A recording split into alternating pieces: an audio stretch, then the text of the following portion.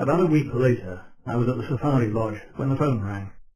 It was Julie Lawrence, one of South Africa's top TV journalists, who is based with her photographer husband Christopher in Durban, South Africa's sunny holiday resort, situated about a 2-hour drive south of Tula.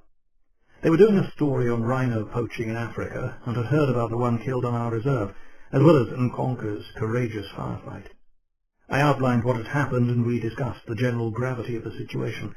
Not only is the supply chain to Asia becoming significantly shorter due to Africa's burgeoning trade links with the continent, she told me, but professional gangs are now more sophisticated, darting animals from their helicopters and then killing them with automatic weapons. The horns are ferreted out of the country, hidden among legal cargo, or even, it is claimed, smuggled out in diplomatic bags. As a frontline journalist, Julie always had the latest information. She then gave me some startling news. She had credible reports that there were fewer than 15 northern white rhinos left in the wild. And those pitifully few survivors were all situated in the Garamba National Park in the Democratic Republic of the Congo, or DRC.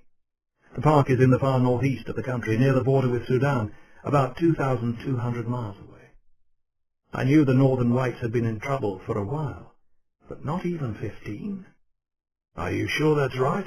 I asked. "Yes, maybe even fewer," she said. "The park's been abandoned by the authorities. Unless a miracle happens, they're on their way out." I thanked Julie and put the phone down. Another major life form gone, I thought, while the rest of the world barely blinked. The northern white rhino had existed for millions of years in a home range stretching across the centre of Africa through Chad, the Central African Republic, the Congo, Sudan, and Uganda. Now, but for maybe only 15 survivors of a veritable holocaust, they were gone. I was stunned at the news. In South Africa we have the southern white rhino, like our Heidi, which looks almost identical but is genetically different from its northern cousin. The southern white rhino also nearly became extinct fairly recently. In the 1960s there were fewer than 500, and those were confined to the world-famous Umfolozi game reserve in KwaZulu-Natal. Then came along perhaps one of the most remarkable conservationists of all time, Dr. Ian Player, an absolutely fearless man who, more than anyone else I know, has the wilderness imbued in his soul. Player was the warden in charge of the Umfolozi game reserve at the time, and with a few equally dedicated men, he launched Operation Rhino to save the last remaining animals. He showed scant regard for bureaucracy in his quest to save these magnificent creatures, and ruthlessly pursued poachers. Thanks to the courage and vision of one man, the gene pool survived.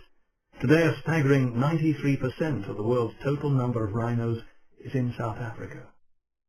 However, modern-day poaching is now threatening to destroy all his good work. The image of the butchered rhino on our lands, her face crumpled and her horn hacked off, would not leave me. Knowing that these massacres were getting worse all over the continent pulled some trigger in my psyche.